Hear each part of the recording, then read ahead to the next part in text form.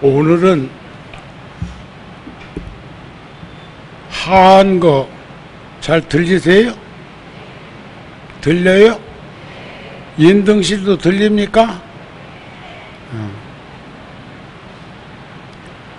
오늘은 부처님 당시부터 있었던 덥고 우기철에 출가한 수행자들이 모여서 정진하는 하한거 결제 기간이었고, 초하루 보름마다 보살법회를 하면서 백중을 맞이하면 오늘처럼 전국의 사찰에서 모두 다 영가 천도를 위한 소중한 시간들을 가지기도 할 뿐더러 오늘을 자자일이라고도 합니다. 제가 한 15년쯤 되었을 겁니다.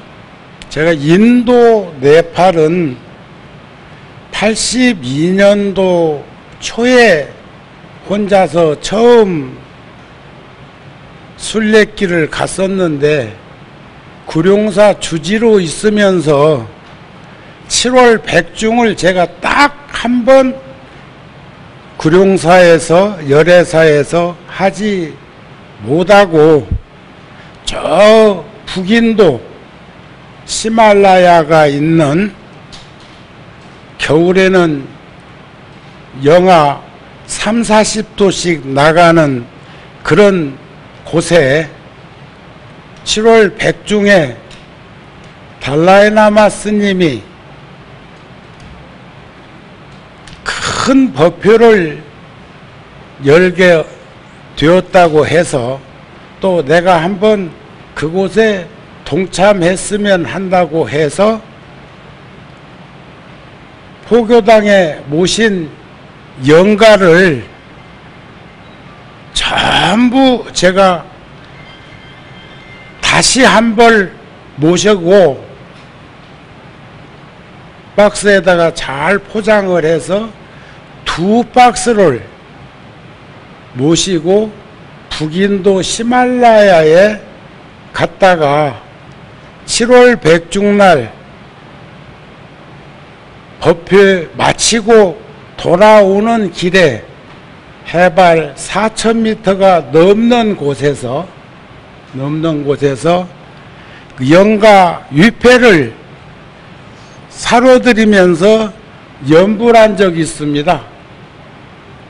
여러분들도 다 잘 아시는 관조 스님하고 저하고 앞서 가신 수미산 여행사의 김상길 거사하고 셋이 갔다가 돌아오는 길에 밤에 그 위패를 달 밝은 그 보름달 밑에서 한 장씩 저 위패를 사러 드리는데, 그 사러 드리면서 느끼는 것은, 야, 저렇게 많은 위패 중에도 인연이 있고 생전에 인연을 맺었던 불자들 가운데는 셋이서 각각 지금 사러 드리고 있는데, 그 중에도 눈에 띄는 걸 보면서 참 묘하다는 생각을 가지면서 그 위패를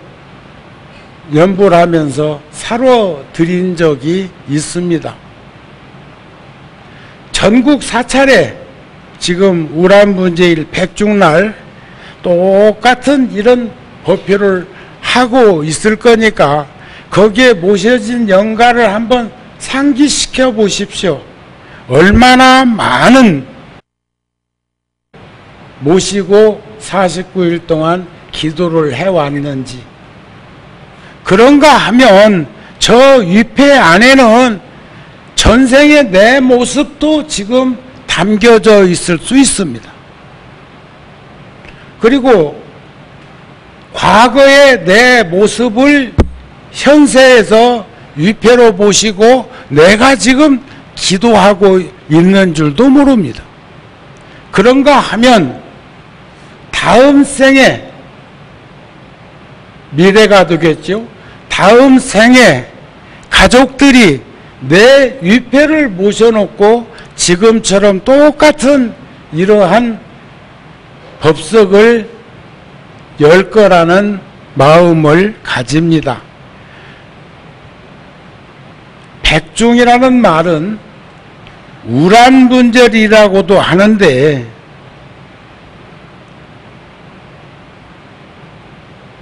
거꾸로 매달려 있다는 뜻, 불완전하고 불확실한 삶을 의미하기도 하고 오탁악세에서 인과로 윤회하는 모습이기도 하고 산스크리트어로 울람바나가 유래해서 우란분절이 되었다. 이렇게 이제 우리는 살펴보시면 되겠다.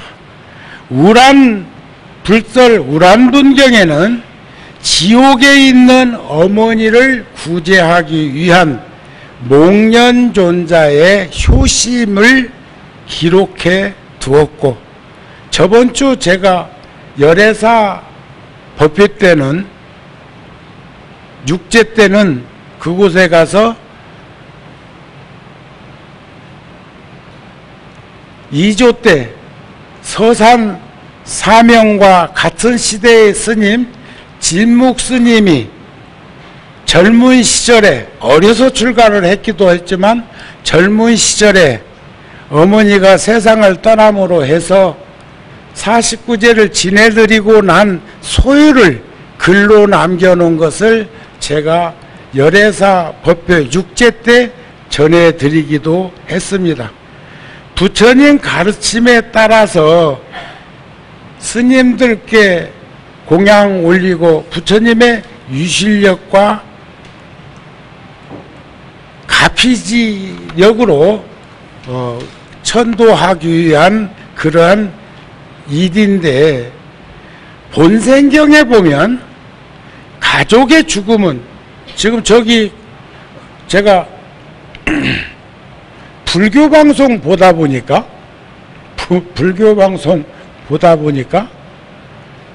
어떤 불자가 그랬는지는 몰라도 나처럼 이렇게 걷는 걸 많이 하면서 길거리에서 만났던 들고양이를 생각하고 그랬는지는 모르겠지만 들고양이 연가를 또 올려놓은 분도 있대요. 그 불교 텔레비전 자막으로 뜨는 데서 내가 목격한 일이요. 또 그런가 하면 오늘은 일반론적으로 보름이라고는 하는데, 어제 저녁에 제가 7시부터 9시까지 양재천은 사람이 많으니까 여의천으로 해서 청계산 입구까지 이렇게 걷는 코스를 매일 걷고 있는데, 저녁에, 낮에는 더워가지고 걷고 있는데, 거기에서도 그런 일들을 느끼게 되는 일들이 자꾸 목격되기도 하는데, 죽음이라고 하는 것은, 생로병사는 우리 모두에게 공평하게 주어지는 일이죠. 부처님께서도 그런 말씀 안 하셨습니까? 이 육신은 부모에게서 받은 것이므로 늙고 병들고 죽는 일은 어쩔 수 없는 일이다. 그러나 열에는 부처님은 열반에 드신 것이 죽음이 아니라고 하는데, 본생경에서는 가족이나 친지나 인연이 있는 분의 그 상을 당했을 때 우리는 곧 우리 자신의 한 부분의 죽음이라는 것을 알았으면 좋겠다. 우리는 지금 부모에게서 물려받은 몸이니까 어쩌면 부모님으로부터는 나눠진 분신이라는 말이야. 그래서 우리들 차례에 대한 예행 연습이라는 것, 현재의 삶에 대한 반성이 구현되어야 한다는 것. 우리 인생은 불확실한 삶의 과정이지만 죽음만은 틀림없는 인생의 매듭이라는 것을 잊어버리지 않고 살았으면 좋겠습니다. 이해가 되시죠? 모르겠어? 나는 절대 안 가? 그러기 위해서는 암경 말씀처럼 흘러간 과거를 뒤돌지 말자. 오지도 않은 미래를 목말라 갈구하지도 말자. 과거는 이미 흘러가 버린 것, 미래는 아직 오지 않은 것, 그러므로 현재의 일을 있는 그대로 흔들리지 말고 보아야 한다. 그래, 저 영가가 전생에 내 위패일 수도 있고 현재에 나와 인연 있는 분의 위패이기도 하고 다음 생 미래에는 내 위패가 될 수 있다는 그런 마음을 항상 가지고 있으면서 흔들림 없이 동요됨 없이 정확히 보고 실천했으면 좋겠다. 이런 말씀입니다. 제가 6제 때 열애사에서 들려드린 더글라스 보이드라고 하는 서양의 철학자이자 우리가 평상시에 생각하고 있는 관념에서 너무나 근사치의 글이어서 한 번 더 상기해 드리겠습니다.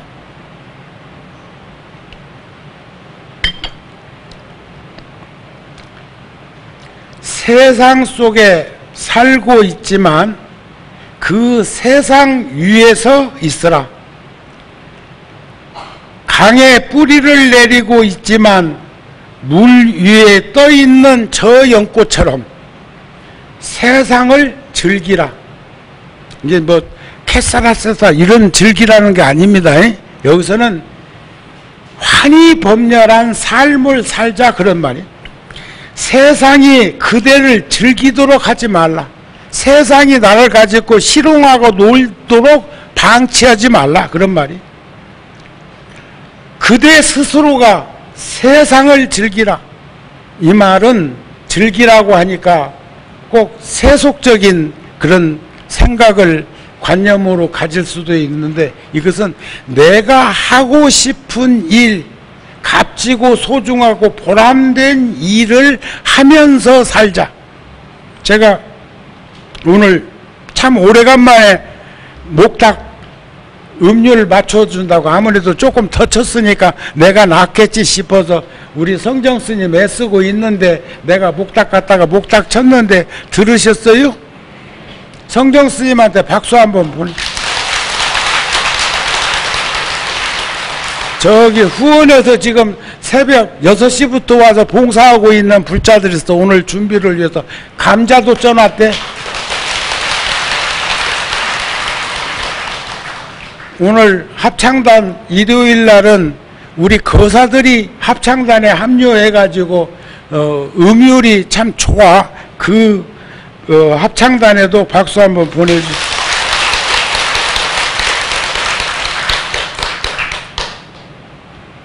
제가 목탁 치는지 알았어? 몰랐지? 알았어요? 들어본 목탁 소리야? 내가 잘 친다는 거 아니고 내가 연불 잘한다는 거 아니고 제가 한 3, 4년 동안 몸을 이렇게 부려놨어. 걷던 거 치워버리고 그랬다가 몸이 엄청 무거워져 가지고 병원에서도 이러다가 스님 여러 명 애매기다가 갑니다. 응? 그렇잖아요. 만일에 여기서 뭔 일 생기거나 그러면 나이 먹었을 때 혈액 움직임이 매우 중요한데 방법은 걷는 것밖에 없다고 그래가지고 지금 우리 성견 주지스님은 20kg 넘게 빠졌어. 지금 8개월 동안에. 나는 10kg인데 체지방은 몇 킬로 빠지고 근육이 오르고 해가지고 10kg까지 안 빠졌다고 또 그러대. 그것도 병원에서 하는 소리야. 그러면서 다시 몸이 가벼워져가지고 제가 요즘 새벽 기도에 3시면 일어나가지고 4시 전에 법당에 나와서 이렇게 선풍기도 틀도록 그렇게 하고 이런 일 저런 일 전기불도 더 밝힐 때는 밝혀주고 오늘 또 저 뒤에 전기불은 밉다고 그런가 그 뒤에는 안 켜놨네. 저기 지금 뒤쪽에는 전기가 안 켜진 것 보니까 그러는데 새벽 예불 시간에는 사시 기도하고 다른 칠정예죠. 사시 기도 때는 지심정의 공양 이러는데 새벽 기도나 저녁 기도 때는 지심 규명에 하면서 오체투지로 방석에 딱 몸을 내리면 그때처럼 편안하고 넉넉하고 여유로운 시간이 없어. 그래서 여러분들도 정우 스님이 얼마나 더 그 신심을 그대로 발현해서 새벽 기도를 계속 할지는 모르겠지만 매일 내가 나오라고는 안 할게요. 한 번씩 나오셔서 4시에 오시면 도량서 가고 4시 15분 되면 종성하고 4시 반 되면 예불 모시고 또 그 다음에 행선축원이라고 하는 축원을 스님들이 하시고 그렇게 해가지고 5시 반이면 기도가 끝나니까 한번 내일부터 내가 한번 기다려 볼까요? 지금도 오시는 분들은 늘 그렇게 오시고 가끔은 노부부가 그런데 그분들은 한 3, 4일 전부터 안 오대. 이제 시간을 뭐 정해놓고 왔던 모양이지. 그렇게 새벽에 와서 함께 기도하는 그 모습, 그 다음에 경전을 피워놓고 독송할 때는 그래도 불빛이 조금 나으면 잘 보이라고 내가 그 라인에 전기불도 미리 예불하기 전에 가서 키워주고 그렇게 자상함도 보이는데 아마 그분들은 모를 거예요. 그런 것들이 바로 스스로가 세상을 어울리면서 즐기는 모습이겠죠. 자신이 버렸다고 생각하지만 그 마음 한 구석에 남은 집착 때문에 치우치고 얽매이고 빠져있는 것 때문에 마음은 늘 불편하다는 거죠. 그것 또한 마음속에 망념을 불러일으킬 뿐이다. 그러니까 어쨌든지 우리들은 세상을 밥을 해도 즐거운 마음으로 하시고 빨래를 요즘은 뭐 세탁기다 다 돌려서 손빨래 하는 일도 없다며.